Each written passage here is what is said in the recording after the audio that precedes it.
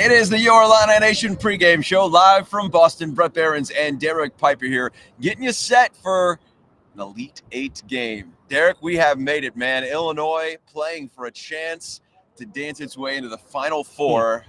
This is good stuff, man. Yeah. What's your first thoughts? Surreal that we're playing for a Final Four ticket to be punched here today, and that Illinois can get that done. Obviously, first time since 2005.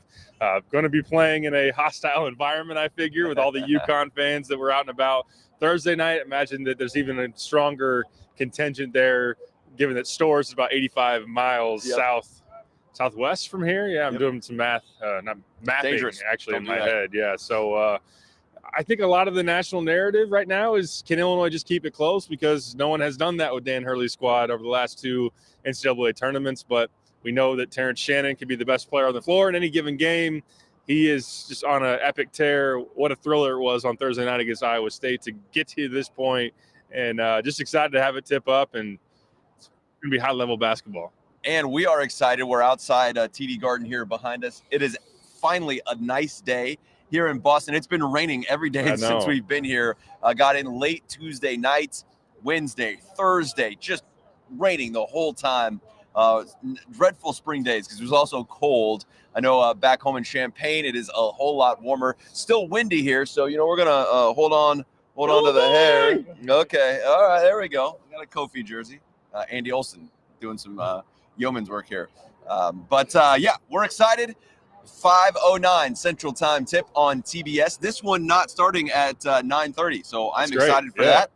And it will not be bumped later because I don't believe there's a game on before it, is there? It is not. So here we are. We're getting to get you set for this game. Man, we've been all over the place, Derek. It's been a fun season covering this team. This is a historic team, and that's where I'd like to start today. If we just take a look back, third most wins all time in program history, sitting on 29 entering today. And you're facing a UConn team that is also very historic, right? 34-3, defending national champions. And the fact that they have won 9 straight NCAA tournament games by double digits is just insane. They hung 30. They won by 30 over San Diego State in the Sweet 16, man. Yeah. Like, what do you make of this team? And is Illinois running into a truly historic team in UConn?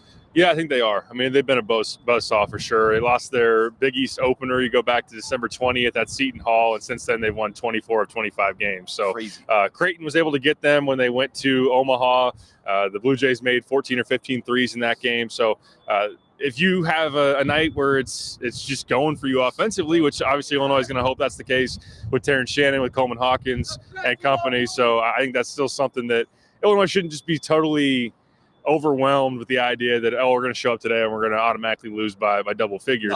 I think when you look at UConn reloading off of that national title last year, Klingen's really come on from a freshman to a sophomore. Tristan Newton last year was a transfer from ECU, good player, now a first-team All-American. Cam Spencer, transfer from Rutgers, has been just phenomenal, the best three-point shooter in the Big East. So Dan Hurley's done a phenomenal job with their offense. They run a ton of sets. It's very sophisticated, especially for a college offense. They're essentially running a play every time down, and a lot of screening action, a lot of things that you got to account for. So, an average margin of victory through those 9 wins is 24 points per game. So they've just been they've been a war machine. They've just been dominating people. Illinois, though, is playing some pretty good basketball. And I do like the fact that for as good as UConn is offensively, they actually edged ahead of Illinois in the offensive efficiency rankings on Thursday night. They're number 1. Illinois is slight number 2 behind them.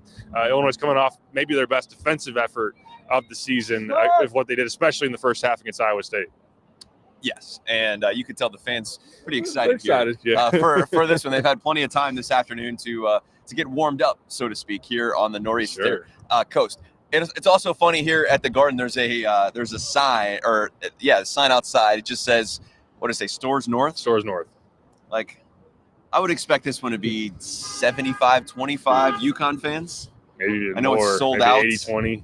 19,000 seat venue. It's going to be rocking in there. And Thursday night, remember in that first game, it got pretty loud. Now, the ratio, I feel like, from San Diego State fans to what Illinois fans is a big difference there, right? Because, look, San Diego State fans didn't travel across the country like Illini fans, have only had to travel halfway across the country to get here. I do think there will be a lot of ILL chants in there. I do think there will be a lot of orange. but I would expect it to be a whole lot of white and a whole lot of UConn chants in there coming up later tonight. All right, you mentioned just the fact of how historic UConn is in this sense. Illinois in its own right is playing, I feel like, its best basketball of the season. You mentioned the defensive effort in there as well. And look, Iowa State probably plays into that a little bit because their offense is not prolific by any means. But the fact that Illinois in the second half, without Terrence Shannon Jr. because of foul trouble the other night, I thought they persevered, and they deserve a ton of credit for that. When you look at Marcus Domas making that and one late, Luke Goody a late three, like there was some other guys in there after Terrence went on that huge heater in the first half that they were able to persevere. And I feel like it's going to take some of those other guys, those secondary quote unquote guys, not named Terrence Shannon Jr. are wearing that 0 jersey for them to win tonight. Might take all of those other guys. Probably multiple, right? Not just one. Especially on defense, because if you have a weak link, they're going to exploit you because they just have so many different options, a great balance within their offense. But as far as Illinois defensively, just a different level of intensity that we saw early on in that Iowa State game. Their ball pressure, their ability to blow up, some screening action, some of the stuff that Iowa State wanted to do to settle into their offense, Illinois was taking away. And then also they weren't giving up offensive rebounds, which is one of the strengths of the Cyclones from an offensive standpoint. So it was just a very physical, gritty type of effort where you had to be gutsy. It wasn't pretty, especially there in that second half as Shannon then cooled off. He, of course, came out on fire, banging threes and getting out in transition. But to be able to withstand it when he was missing time there in the second half, it did take Marcus Domas to make some plays, Dane Danger to come in there. I know it was kind of a roller coaster ride with Dane, the Magic Johnson behind the back that didn't work out in transition. But Luke Goody, and that's the thing that has also come to mind for me now is that as Illinois is building this profile of having played tournament games, that was Luke Goody's 5th appearance in the tournament. This is Coleman Hawkins' 8th. Quincy Guerrier's, Terrence Shannon Jr. have been to the Sweet 16 multiple times now. Marcus Domas is now a 2,200-point scorer in his college career. A lot of experience, a lot of older guys, and they're not going to be scared by seeing UConn. I mean, they've seen a comparable team in Purdue and played them tight, especially there in Champaign, a 10-point lead in the first half. But obviously, credit to UConn. They've had a tremendous season, and they are a handful. Yeah, I mean, they've lost once since Christmas. Yeah, that's what it comes down to, right? Like, this team is very, very good. Ooh. And you mentioned all the sets they run. To me, that's completely opposite than what Illinois does. Absolutely, right? Yeah. Like, Illinois is free-flowing. They're out there. They're trying to that's not that they don't run anything, right? It's just when you look at UConn, it's ball screen after ball screen after ball screen. It's 3 after 3 after 3. That's what I noticed the other night watching them against San Diego State. And if it's not a 3, it's at the rim. Like, there's very little mid-range from them at all. No doubt. Yeah, they are just constantly coming off of screens. They have multiple options within a play. It's not like if you take away their primary option, then they kind of have to reset. It's a constant flow and continuity, and they just obviously have done a great job of repping it, have a big bag of different sets that they can go to. Yep. And Illinois, from that standpoint, they're just matchup seeking. They're not going to try to surprise you with what they're going to do. They're going to play booty ball. They're going to get Shannon downhill. They're going to swing it out of double teams and that type of thing. So different ways to slice it up and to get it done. Obviously, both have been hyper efficient in what they've been able to do. But I think for Illinois' standpoint, it's too quick of a turnaround to try to sit there and memorize all their sets and say, okay, if they show us this, then we got to expect this screen and whatnot. You're playing on a 48-hour prep. It just has to be all-out effort. It has to pretty much just be effort, owning your assignment, battling through their actions, and not giving up not taking a breath within that shot clock, because it isn't going to – if they don't get maybe a roll guy, next guy's coming off a screen, and they'll just continue to move it until they get what they want. And one thing that Illinois did against Iowa State was being able to force those runners, those tough twos that Brad wants to get, because they didn't allow shots at the rim or threes. Different challenge of slowing down UConn and making them settle for those, but we'll see. We'll see if they can do it. Right, and I think that's the thing too, is like you mentioned, relentless. It's just continuous. Like, they just keep going. They're setting another back screen. They're trying to figure out some other action that they like. Right. They can get their guys open to take a 3, and they're very willing 3-point shooters. I thought that, man, it's just like they just keep going. And so it's in my eyes, Derek, can Illinois score 90 points, right? Like, the defense needs to be there, certainly, but I'm looking at this as just a shootout. Can they just go out and try and score more points and win? Obviously, that's always the goal, right? Score more points. But, Okay, hey, they make a 3, we're going to go down and make another one, right? Like we said the other night, we're like, can Illinois take 25 threes? Like tonight, if they take 30, I don't know, it wouldn't surprise me. No doubt. And I think this game will have a lot of pace to it. And one thing, though, I think that we get a lot of focus on UConn's offense. They're pretty darn good defensively, too. Sure, they're top 10 in the country as far as that goes. So they won't make things easy. I think Illinois has to do some things to kind of hit their pressure points. One thing, Donovan Clingan being 7'2", 280, you want a similar, as far as the conversation goes with facing Zach Edey, pull him away from the basket. Yeah. Can you play Ty Rodgers a whole lot of minutes tonight? Because I think that's just an easy out for Hurley to say, all right, Clingan, you stay around the rim. It would be tough for Ty, even though he's had some moments of finishing there against size. That's a little bit different as far as the challenge. And you want to be able to make him try to go out and guard Coleman, or just sit back and give Coleman some good looks from 3 and see if he can take advantage. And then if he does try to trickle out there beyond the paint, then that's driving lanes for Terrence. That's booty ball for Marcus. Right. So yeah. I think those are some things as far as Illinois scoring-wise against UConn to score with them that they'll need to have happen, and you got to make those outside open shots, which, like you said, Lou Goody did, and we've seen Quincy have some moments of doing it as well. But I think Illinois definitely can play this game to first to 85 or first to 90. And you might need to, because it might be hard to get enough stops against UConn at the other end. Yeah, and getting off to a good start, also something that's sticking out for me. Illinois goes, 8-0, 11-2. It was 21-8, I think it was, the other night. They got out and really set the tone, and they needed that down the stretch there, right? Like if they don't get out to that great start against Iowa State, maybe that game changes differently. The other thing, they got to make some free throws, man. Boy. 15 of 29. You missed 14 free throws. That game could have been in hand 4 or 5 minutes left. Instead, it's a 2-point game against the Cyclones. That kind of came out of nowhere from earlier this season, those free throw struggles. And I know a lot of fans at home just, I don't say throwing things at the TV, but probably throwing some insults at the TV saying, make your free throws, right? Remnants of Io's mom, That's right. yelling at the game and at home, make your free throws. So, yeah. We didn't jinx it, did we? Because I think, was it prior to that game or one of the games here recently? I'm not trying to say that we're going to wear the blame, but we mentioned that it's a different team at the line this year while they were struggling. That obviously was a different story, and they should have been up 15 plus in the first half and had a more comfortable advantage. Now, they did make some big ones down the stretch. Luke Goody went to the line, made 2. Terrence, I know he was kind of splitting some down there at the end, but made enough to get it done. That can't be a situation where you're leaving points out there against UConn today. Although I think one thing that Illini fans are trying to think about, I did like that Illinois was in a closing moment, and one thing was we've gone back and forth. Where does Terrence stack up with the greats in Illini history, which is a conversation for another day. But Io obviously had that profile as a closer. Mm-hmm. Terrence just hasn't been put in a lot of those situations and doesn't have the extensive resume of getting it done. But that was a cold-blooded, I was on the bench for a long time, come in, make a corner 3, get the steal, go to the rim. Like, that was a closing moment where he stepped up there. I like the way that he can maybe build on that if this is a tight game. And one thing Illini fans are saying is that UConn hasn't been in a lot of tight games. Yeah. Maybe they would be in a little bit of an uncomfortable circumstance and have the pressure on them as the team that's expected to win if you can get it there. So that's one thing that I will think about. But, of course, if it is there for the taking late, need those free throws to go down. And I think that's something that's notable, too, in this. UConn has just rolled a bunch of teams. Yeah. And when you don't play in close games, I do think it is harder when it comes to crunch time with this much on the line. Now, I'm not saying that, that they're going to be fazed by that. They won the national championship last year, right? Like, they've got dudes that know how to close games, and they have played some close games this year.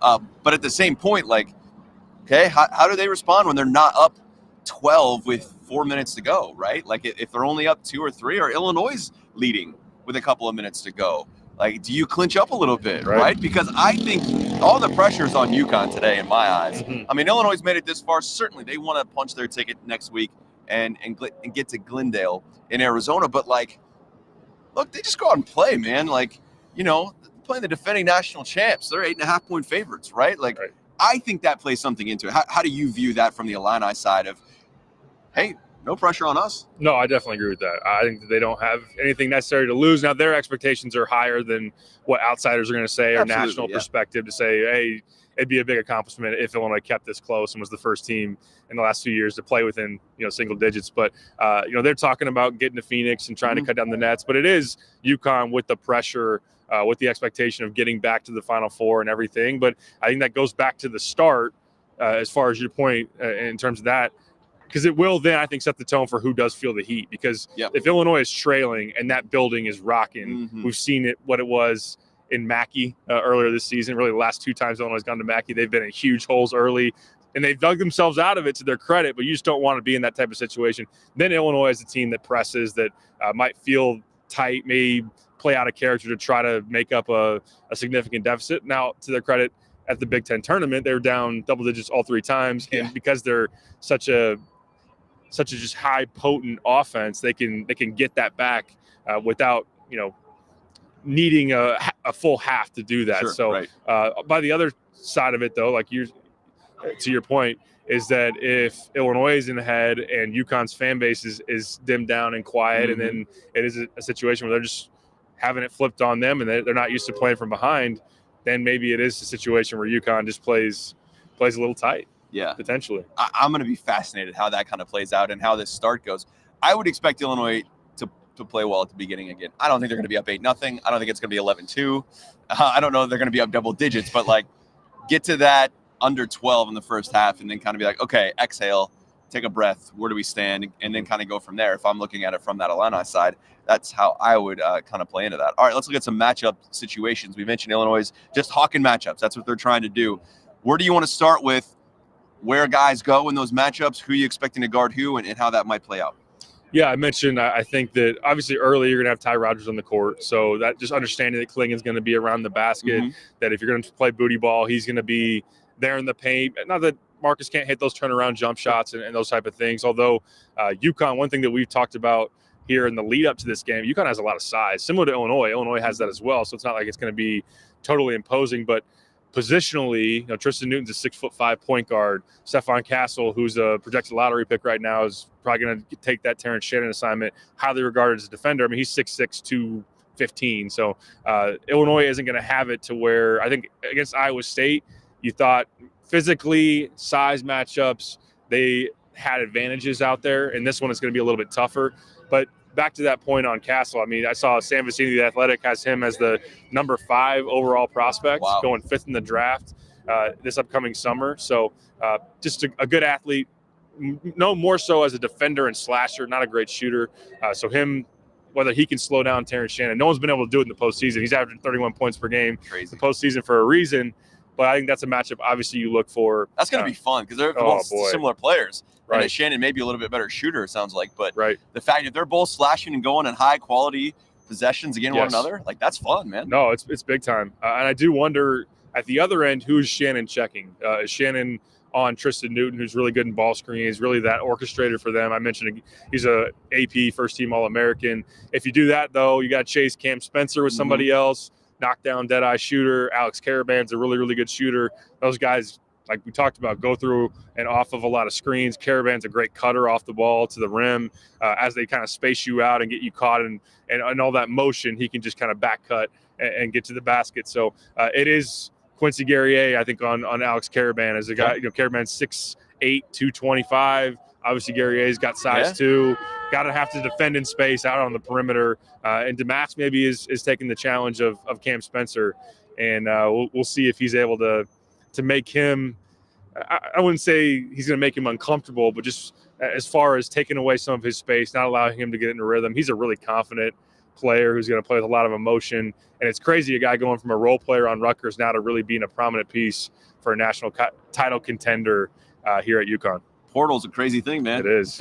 It is open. This staff trying to figure all of that and navigate the transfer portal as well. Do you expect Illinois to go over a ton of screens? Try to today. And I can't get over the fact that I don't know if I've seen a team set quite as many ball screens as UConn does. Like, it's just constant, man. Are they going to go over? You have to. Yeah, I think everyone but Stephon Castle, a guy that's only shooting about 23% from 3. So he's someone that if he's going to play in some actions, you can go under and cut off that driving lane. You don't want him to get to the basket.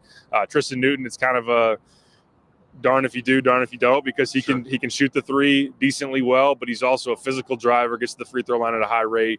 When he's in the paint, just attracting a lot of attention, that then opens it up for shooters, lobs to Klingen and everything. But obviously with Klingen, with Caravan, with Spencer, Newton, with the way that he's able to shoot, you got to go over, you got to chase him off the line, make him try to get there in that mid-range and recover or make them take those shots. And you don't want to give up a ton at the rim either. I think another interesting dynamic is the idea with Klingon. If Klingon's able to get going. Now, he struggled a little bit against San Diego State. I think a more physical front court for the Aztecs than what Illinois has, at least when Coleman's playing the 5. Are you forced to have to double him? I would say probably not. You don't want to get there. But he can get rolling there on the block, especially on the offensive glass, too. I mean, he's one of the top offensive rebounders out there. And against Northwestern, I know they were missing Matthew Nicholson, but 14 points, 14 rebounds, 8 blocks. So this is a guy that can really stuff a stat sheet. Crazy. All right, we are counting down to tip-off here. Getting closer. We're going to have our picks coming up here in just a couple of minutes on the Illini Nation pregame show. And a lot of fans filing in here to TD Garden, sold-out crowd. Really looking forward to this one. All right, we've gone over some key matchups. We've gone over maybe some guys that have to step up right on the Illinois side. We're looking at guys like Quincy Guerrier. Can he make a couple of threes? Can Ty Rodgers be effective on the court, right? In his role? Can Coleman continue to play well? He had 12 points the other night. I felt like he made a bigger impact than maybe his stat line shows. I think it was 12 and 6, but I felt like he was that steadying presence. And the fact that Illinois is very experienced here, right? Like UConn has certainly a lot of talent, but from the experience standpoint, and we mentioned this a little bit earlier too, I feel like Illinois is right there with them, if maybe even not even more experienced than, in these kind of moments from the NCAA tournament. It is a similar team from last year, UConn, but it's not the exact same team, right? Like they turned over quite a few guys. They did. They lost Sanogo, their big guy. Klingon then has stepped in as a starting 5-man for them, and a couple other pieces that they then replaced. We talked about Cam Spencer coming over from Rutgers, Stephon Castle being a true freshman. That he's a new guy as well. So a few new pieces, and there are some in this example where Illinois has been maybe a little bit more seasoned and experienced. But it does help, Danny Hurley having gone, that's the key, right? Gone to the Final Four and had it know what it takes to have his team prepared. Although, I think that the narrative is obviously in the process and has changed for Brad in that you're not sitting here saying, well, this guy can't win in the tournament anymore because he's got them at the doorstep of the Final Four. And what would be talking about if he gets his team to get this thing done today would be incredible. So, I think that Illinois won't be jittery. An older team has been in a lot of these moments. They played really good players. Like I mentioned, they played Purdue twice. They played Tennessee. They played Marquette. I don't think they're going to be intimidated by UConn, but just knowing that it's such a big challenge. I don't think it's an emotional thing. I think it's more so of an execution. Can you slow down a team with so many good options, playing in front of its home crowd, and try to, in that early part of the game where I think UConn comes out, tries to throw haymakers, tries to make this an early advantage they then carry on with a momentum. Can Illinois survive that? I think that's a big thing that I'm looking for. All right, 3 keys to the pickup on Illini Inquirer. You ready to make a pick? I'm ready. All right. What'd you go with? It was tough. I knew that I was probably going to go UConn, and I did. I do think that Illinois is going to be the first team in a while to keep within single digits as far as in the tournament. Not that fans or that Brad or that the players are going to have smiles on their face if they lose by 6, which is actually what I have. I have 86 to 80, higher scoring game. But I do think Illinois can get this done if Shannon is the best player on the court. I think that's a big part of the formula of Illinois being able to pull this thing off. And then Coleman making threes and whatnot. But ultimately, that UConn is just such a force. And playing, you're going to hear in the background and on the screen here today, just if you're watching at home, that presence of the crowd. So I think it's going to be ultimately, I'm not going to say it's going to be too much for Illinois, but I think UConn prevails if I have to pick it, and I do, 86 to 80. All right, I'm going to go a little bit lower scoring than that. I do think it's going to be quite a bit. I'm going to say 81-76. UConn wins. I think Illinois is going to put up a fight. I really do. I think they will fight this thing out until the end, and I think they're going to play a pretty good game. But I do think UConn, after seeing them and their resume as a whole, is very, very good. All right, man. Well, here's to saying that we're both wrong, and we're doing this again in a warmer spot next week in Glendale. I would be all right with that. Me too. National semifinal next Saturday in Glendale. I believe it's at the Cardinals' home, right? Mm-hmm. Yep. And the NFL venue there. I'd be fine with that if you want to make a trip. I'll join you. Yeah, I'll show up. Well, here's to proving that Derek and I are wrong. and that we get that trip, and that Illini Nation gets to experience its first Final Four since 2005. Derek, you guys have been working hard on the site, man. A lot of content on there. You can't read all the content before the game starts, but give me a couple notes of things that you guys got up there that we can check out. Yeah, Joey wrote a fun piece about the chair thing that they're doing in the pre and post game. So that was kind of a fun story on a lighthearted note. Jeremy wrote a column about trying to slay Goliath and what this would mean for Brad Underwood in this program. I got the 3 keys and a pick. I've dabbled in some recruiting stuff as well, some portal buzz. We got you covered from a lot of different angles. So we've worked hard.